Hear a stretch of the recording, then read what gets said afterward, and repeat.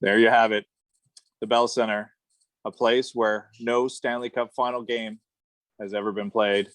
That's right. There could be another banner right on the other side. Welcome into another 5-minute post-game Pints podcast. Campbell and Gallo with you. And yeah, the Montreal Canadiens, another thriller here at the Bell Center. Win it in overfun. Arturi Lehkonen gets it, and the Canadiens, Mitch, are off to the Stanley Cup final. Unbelievable.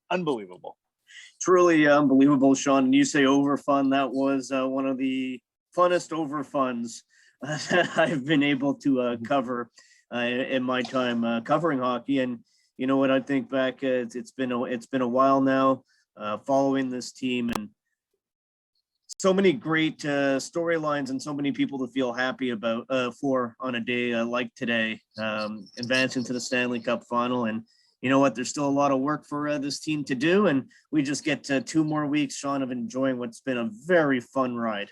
All right, so let's start things off with Arturi Lehkonen. The goal.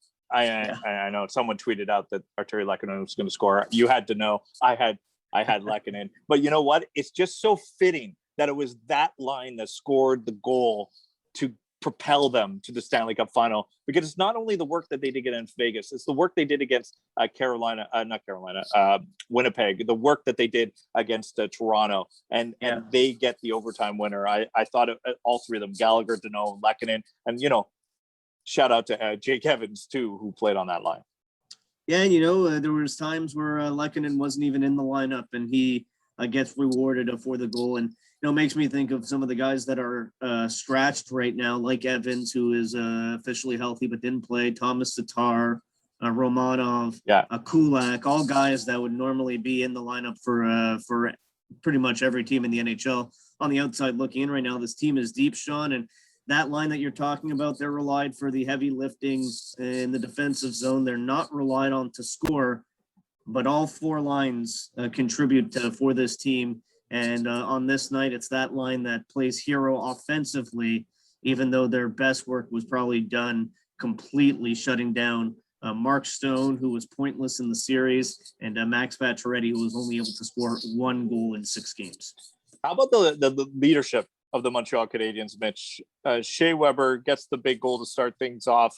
Yes, you're producing offensively, but there's a leadership vibe there, and the same leadership. I know everybody talks about the new guys like Stahl and Perry and what they do in the room, but Weber and Price, they have been there from the get-go with this group of players. I know Price from the beginning, Weber was via trade after the fact, but these guys have been there, and just watching them after the postgame, they look like the 2 guys that just lost the game. They just won a thrilling overtime winner. They're on to the next task. And that's why I think the Canadiens are going to be up and ready for the Stanley Cup final. Yeah, and you have to take the time, I think, to enjoy a night like tonight if you're a member of the Montreal Canadiens, because it is a heck of an accomplishment to appear in a Stanley Cup final. But that's not the goal. That's not the big prize. The big prize is the Stanley Cup, and those guys know it. And Sean, they also know that these opportunities don't come around very often, and you have to make the most out of those opportunities. Shea Weber, in his mid-30s, this is his first time out of the second round of the playoffs. He's in the conference final, and Carey Price has reached the conference final twice, once as a backup goalie, and once he only got to play 1 game, and then he was knocked out of the series. Both times the Canadiens lose, once the Flyers and once the New York Rangers. Those 2 guys have been around for a long time, and they've never really came close to the Stanley Cup final, and now they are there. So I'm sure, they know how difficult it is, and they know that it's still a long path to 4 more victories for the Stanley Cup.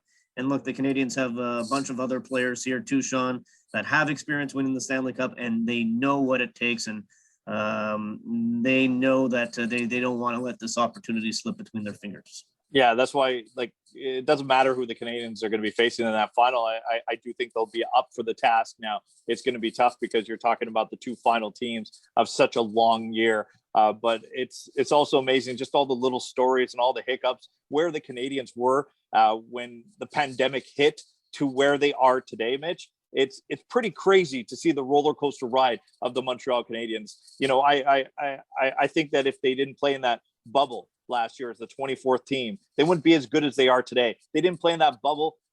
They probably might even have a different general manager. They may not have gotten all those acquisitions. I mean, the road to where they are today has been oddly short and quick, but long, if that makes any sense. It hasn't. I think back to when the season was put on halt in 2020, and where we are today. If you would have told me that Corey Perry and Eric Stahl would be on the Montreal Canadiens and they were going to beat the Vegas Golden Knights in the conference final, I would have said you're a crazy person. Yeah. All right. By the way, I think we're going overtime. Well, all these games are going overtime anyways. But the Canadiens, by the way, win the Clarence Campbell Bowl for the first time ever. A little history with the Canadiens winning the Clarence Campbell Bowl. And we've spoken about this. We're both kind of excited that they were playing with that. They didn't touch it at all. Well, no, but it was still fun when Shea Weber went there for the trophy next to Bill Daly, and then he said, "Come on, everybody!" And, everybody I'm not doing this alone. Yeah, it was a nice moment here at the Bell Center for sure. All right, that's it for us. That's another 5-minute post-game pints podcast. Campbell and Gallo, enjoy it, celebrate it, be smart about it, and enjoy the ride. Mitch, this is an incredible ride by the Montreal Canadiens, and I know a lot of Habs fans are sitting back and enjoying it. And you know what that means? The 5-minute post-game shows will continue right into the Stanley Cup final. Two more weeks, baby. 2 more weeks. And by the way, I wore a hat this time because our last video, everybody commented on our hair. So this time I wore a hat. They could comment on your hair. Okay, fair by me. All right, it's time to go home and get a LaBrosse beer.